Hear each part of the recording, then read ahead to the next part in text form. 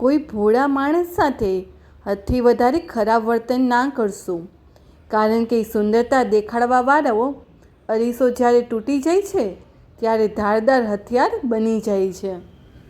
નિયતિ પહેરેલા પગરખાં નહીં, પરંતુ માંડેલા પગલાઓથી રચાતી હોય છે.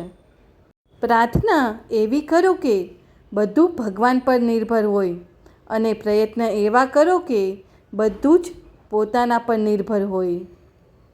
માણસ એક શબ્દ બોલીને નીકળી જાય છે, પણ સામેવાળાને એમાંથી નીકળતા વર્ષો નીકળી જાય છે. હૃદયમાં આવકારો બધાને અપાય, બાકી સ્થાન અમુકને જ અપાય. બુદ્ધિશાળી વ્યક્તિ તમારું દિમાગ ખોલે છે, સુંદર વ્યક્તિ તમારી આંખો ખોલે છે, પરંતુ એક પ્રેમાળ વ્યક્તિ તમારું હૃદય ખોલે છે. ઋણાનુબંધ સિવાય કોઈ પણ વ્યક્તિ કોઈ પણ સંપર્કમાં આવતા નથી, એટલે જે સંબંધો છે તેને સહનશીલ બનીને સાચવવા જોઈએ. કિંમત અને મૂલ્યમાં મોટો ફરક છે.